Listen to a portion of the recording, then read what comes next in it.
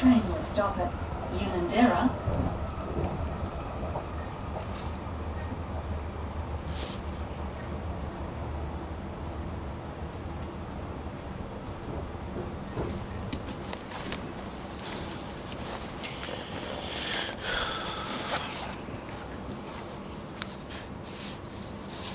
Doors closing. Please stand clear.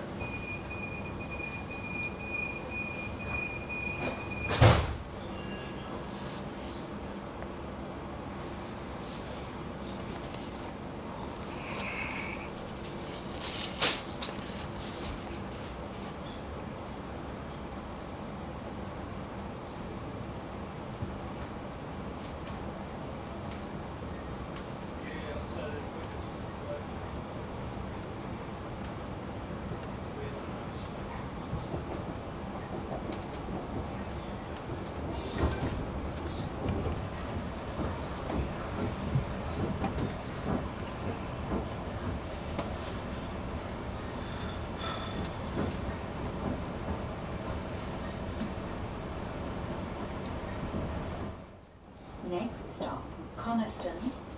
In doing this research project, I wanted to explore the interiority of public experience. How can the outside be so inside? How does a public space like public transport, like the train, feel so homely, feel so comfortable?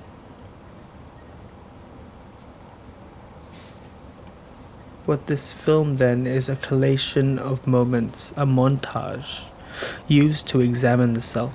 Different moments are drawn together to create a semi-cohesive sense of what it might be like to write on the train, what it might be like to create a productive space out of this very public experience. What this is then about is making do in Desserteau's sense.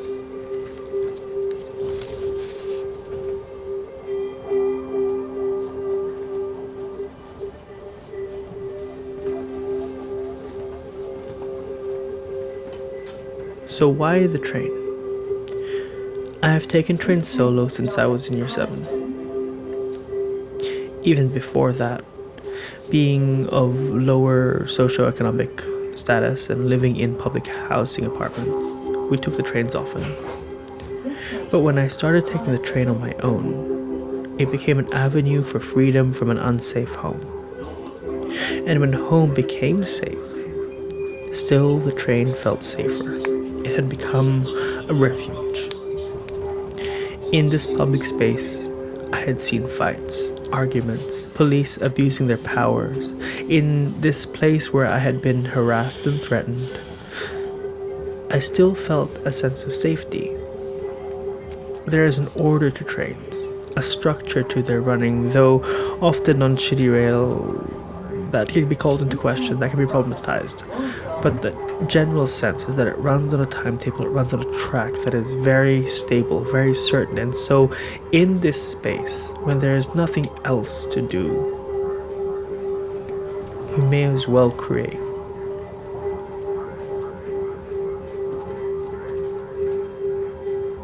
I want you to see the boredom.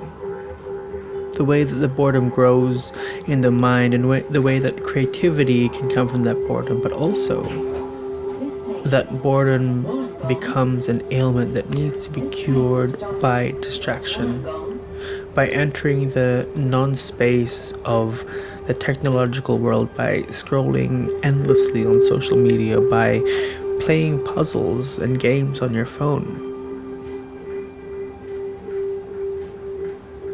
I attack boredom because boredom on the train is a dead space. There is no productivity in boredom.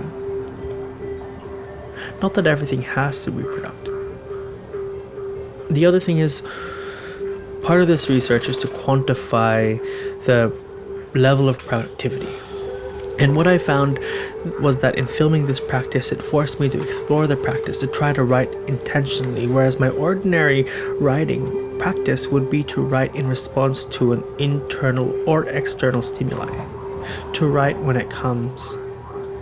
So acting in this research changes the intention of writing, and as such, I found the product of this practice less than usable.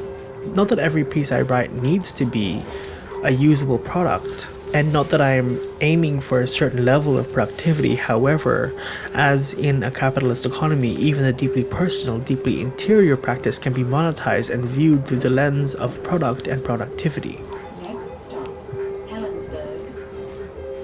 So why do I want to quantify productivity in this research when I am, by my nature, anti-productivity? I hate productivity.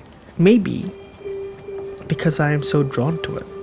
Drawn to the productivity, the order, and the ranks and the marks as a way to justify myself. Maybe in writing and trying to write here on the train, I am trying to find a way to justify myself.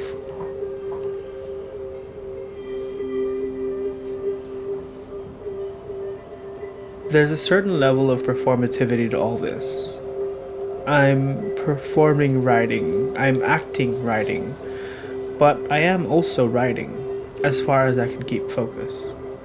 There are questions around the performativity of everyday life, even without the presence of the camera. We are constantly performing. The camera only highlights and exposes this existing performance. In this case study, the lens makes known an everyday practice, but also estranges it from the regularity of the everyday. Which is to say, I don't usually film myself riding on the train on a day-to-day basis, whether I ride on the train or not. So the presence of the camera adds a layer of difference from my regular experience. It is unavoidable then that the act of filming my writing practice shifts the intention of my writing practice.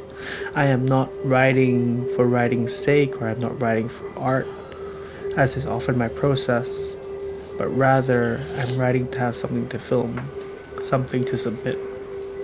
Additionally, I am constantly conscious of the presence of the camera and its role in exposing my writing practice. Thus, when I'm not looking at the camera, I'm still playing a part. I am avoiding its presence and pretending it is not there, but I am constantly aware that it is there, that it is filming, that it is a part of this study. Now, I want to balance these very general statements regarding performativity with the knowledge that there is no complete universality of this experience. But coming from a theater training background, everything feels like performance. We are taught that everything is performance, whether you realize it or not.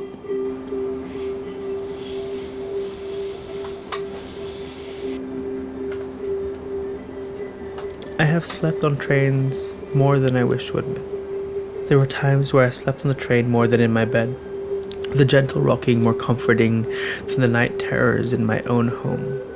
I never saw ghosts or demons on the train.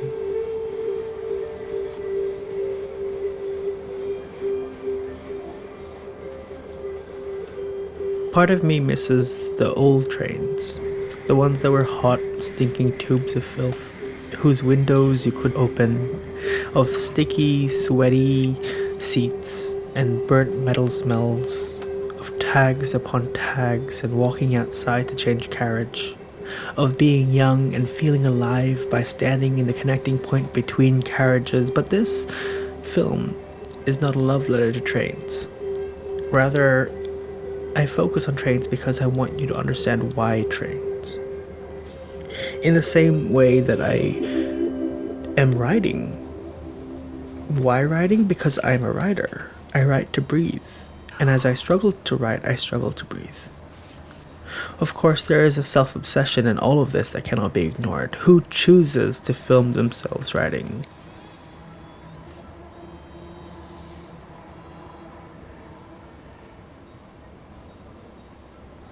In filming this, I drew on the naturalistic cinema of Lav Diaz, as well as YouTube vlogging culture.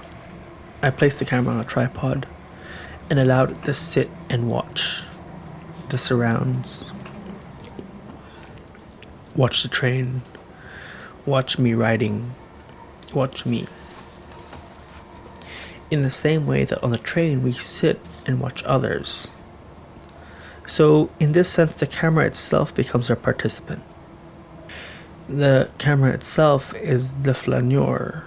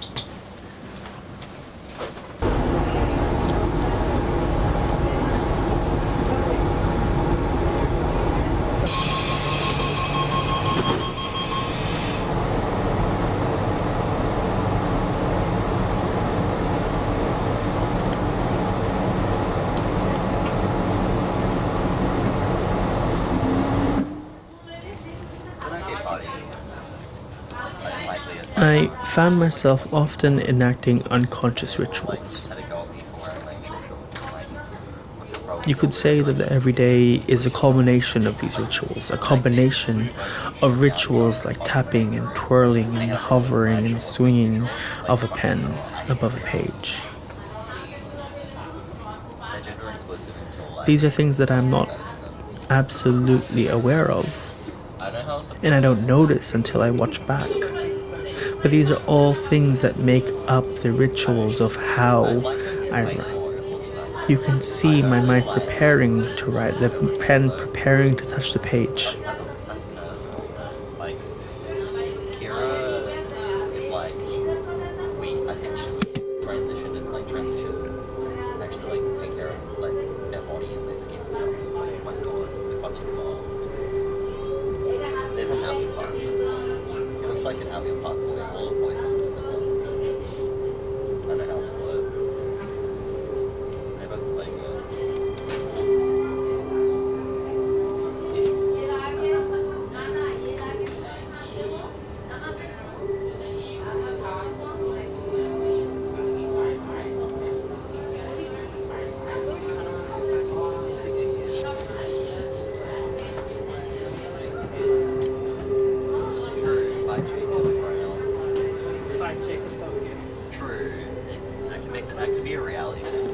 Here, I am posing shots, creating shots as they would exist if the camera didn't exist. Here, we exist in perpetuity, writing ourselves into code datafied into the extreme, in multi-layered re-encodings of our imagination of who we are, and that we are the machine within the machine. I am filming myself from certain angles, faking shots, but not faking writing. I am writing, but choosing intentional places to view myself from, drawing attention to my actions. In this sense, I am no longer able to be invisible as a flaneur. Rather, I am a visible filmmaker.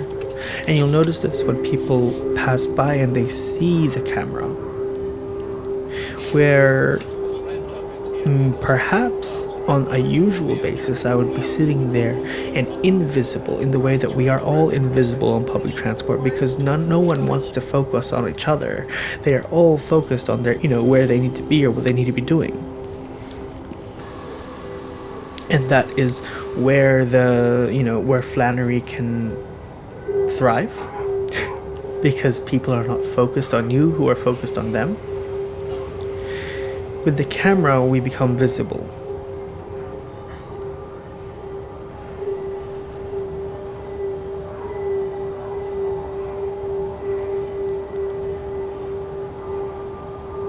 I also want to highlight the pain of this project.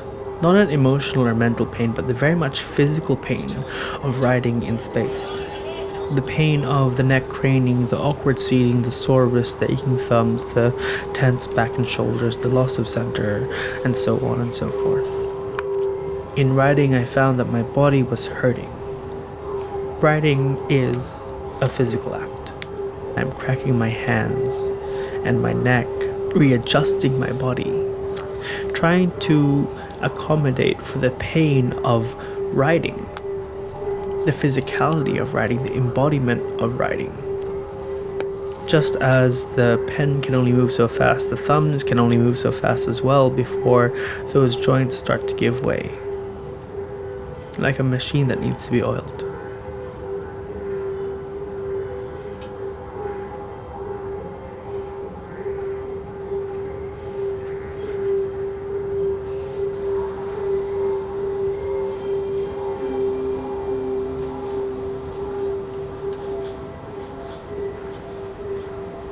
Filming too is a physical act, and what I don't show here is how awkward it is to be filmed and to have the tripod sit on the train with me in a position that allows me to film myself at an angle that I am happy with.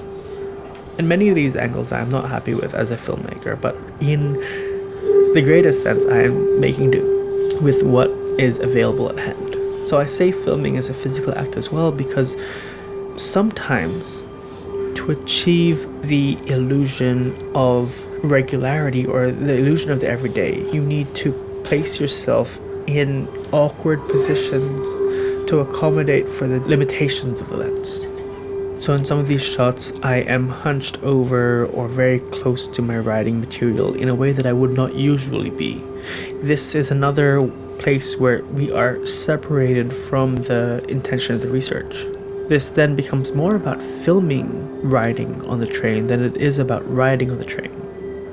There's a moment here that I just want to highlight where I get a phone call and I use Google's AI assistant to screen the call, and how there is this kind of growing reliance on technology in the everyday and growing reliance on artificial intelligence and giving up our day-to-day data for convenience. I don't want to answer this call. I don't know who's calling. And so I outsource that discomfort, and it is a very millennial discomfort to not want to talk on the phone. I'm outsourcing that discomfort to the machine, to the artificial intelligence, to Google.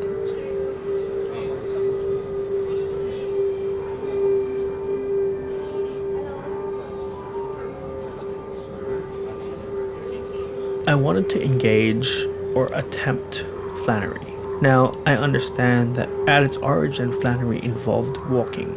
And here I am not walking, here I am sitting, I'm static, but I am watching people. I am watching people in public space. I am watching people in what I call a synecdoche of the city itself. And I am writing what I see them doing, and I am writing what I hear them saying, and I am writing what I imagine their interiority to be.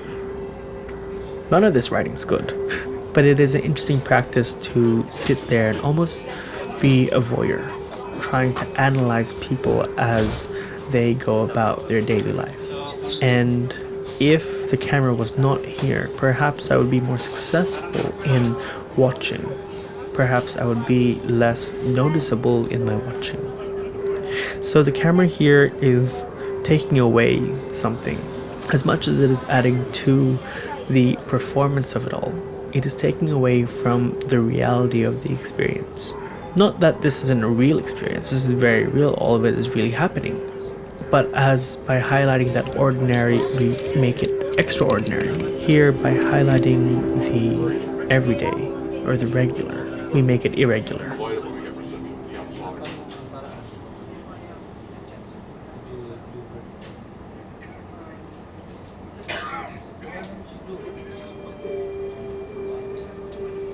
The train has often allowed me to become invisible.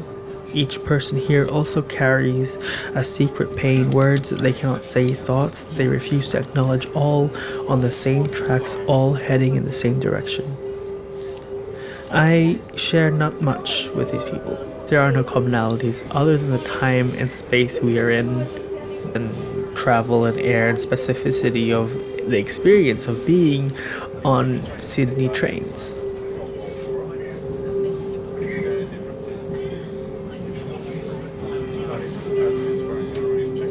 Coming into this project, my hypothesis was that I would write more on paper than I did digitally. That by writing on paper, I would be able to remove the distractions of the digital world. The reality, though, is that the paper could not hold my attention. I was not comfortable with writing in a book. That is not to say that I haven't written in a book in the past, and that has in the past been my practice. However, I think the convenience of writing digitally and being able to edit as you go, to be able to move lines around and to be able to find different permutations of words depending on what is served to you by the artificial intelligence of your phone is such a tool and allows you to write more. So I found that I was actually less distracted by writing on my phone. Whereas when I was writing on paper, I find myself constantly looking for my phone, constantly going back to my phone, constantly going back to distraction. Whereas when I'm already on the phone, now I am conscious of the fact that I am trying to use this tool for a productive means. And so I am writing and I am writing and I am writing because it feels more natural in a way that I did not think writing digitally would feel natural. Now, I will have to acknowledge that in the past, my writing practice was very much paper-based. But in the last maybe 5 or so years, I have shifted to writing in my notes app. And by doing that, I think that I have shifted the way that those synapses fire. I am more comfortable making connections mentally and coming up with ideas writing digitally.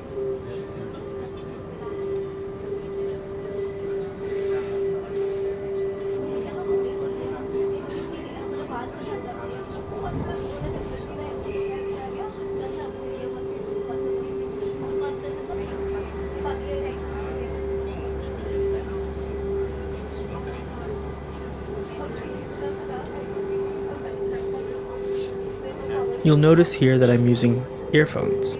I have decided at this point to start listening to music because I've probably hit a wall in terms of what I can write just with the noise of the train. And so with music, the writing becomes internalized. I am able to shut out space and time and live within the writing. In opposition to earlier when without earphones, the sound of the carriage becomes the writing.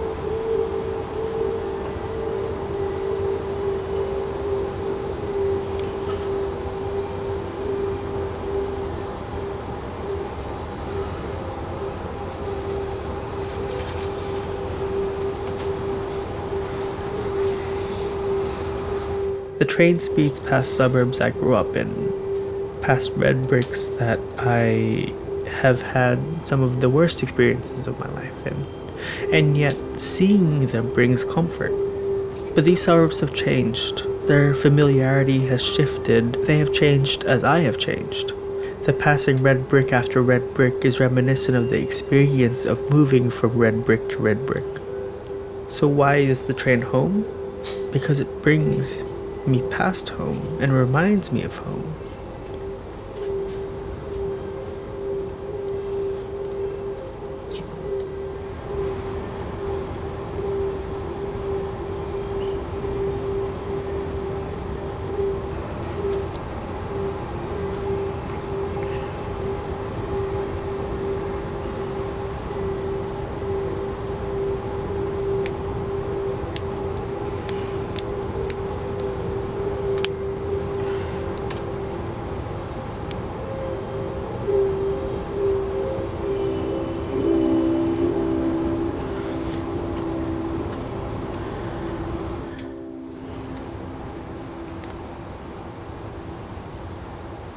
So what does it mean to write on the train?